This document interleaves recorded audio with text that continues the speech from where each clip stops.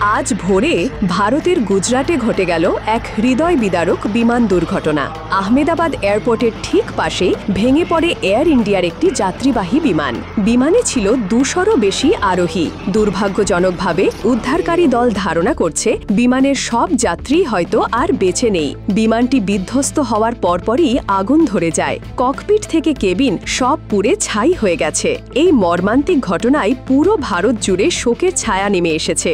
বিমানের কিভাবে এই দুর্ঘটনা ঘটল তা এখনও স্পষ্ট নয়, তবে তদন্ত শুরু করেছে ভারতের বেসামরিক বিমান চলাচল কর্তৃপক্ষ ও এয়ার ইন্ডিয়া। এনএক্সবিডি থেকে আমরা নজর রাখছি এই ঘটনার প্রতিটি আপডেটের দিকে। এই ধরনের দুঃসংবাদ যেন আর কখনো না আসে, সেটাই আমাদের প্রার্থনা। সবচেয়ে দ্রুত ও নির্ভরযোগ্য খবর পেতে সাবস্ক্রাইব করুন এনএক্সবিডি।